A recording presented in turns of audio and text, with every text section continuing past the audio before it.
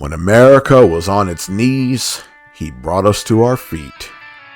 This was another tagline for Cinderella Man, a film about James J. Braddock. If you know, you know. Braddock was once hailed as the Cinderella Man, hence the film's title. His story was said to be the most interesting in the history of the sport. Whether you believe that or not is up to you. The film opens with Braddock being forced into retirement due to a broken hand. This is to the delight of his wife, despite the knowledge that they will struggle without his boxing income.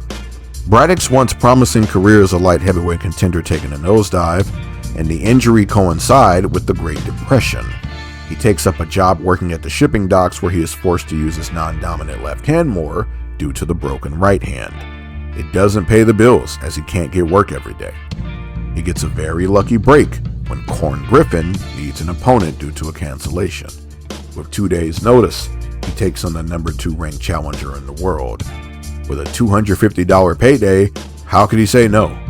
Braddock stuns the boxing world by knocking Griffin out in the 3rd round and notes that his time off on the docks has made him better due to the new use of his left hand.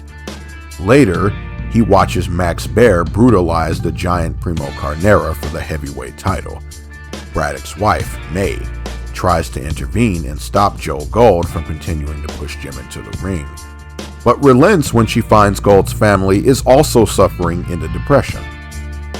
Gold secures another match for Braddock, a rematch against John Henry Lewis. He lost the first match. This time around, Braddock wins. During the fight, Lewis said that Jim Braddock wasn't the same man from the first fight. Up next, Braddock defeats Art Lasky amidst adversity and is next in line to face the dangerous Max Baer. Baer's reputation, hinged especially on his having killed 2 other boxers, is one of the pillars by which the public fears for Braddock's life. It is believed the fight shouldn't go through.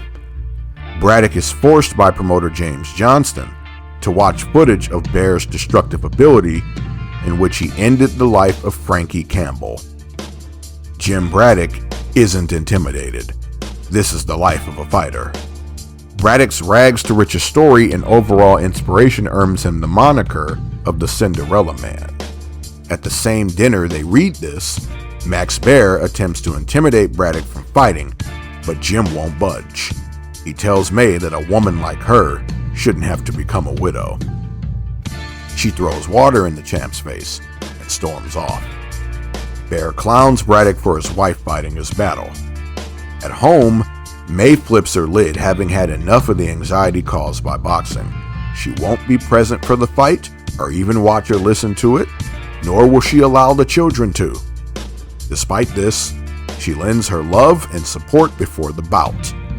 Braddock enters the ring to the quietest crowd maybe in history.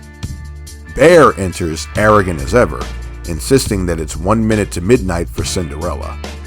Braddock, with his wife giving in and listening via radio, does the impossible and wins a unanimous decision over Baer as a 10-1 underdog.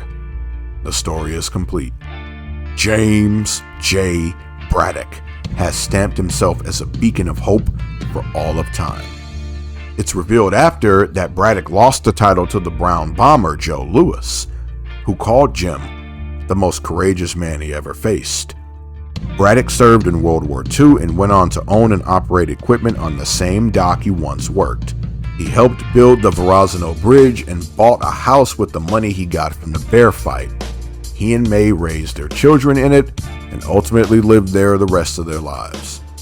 The only problem with this film, perhaps, is its unfair depiction of Max Baer.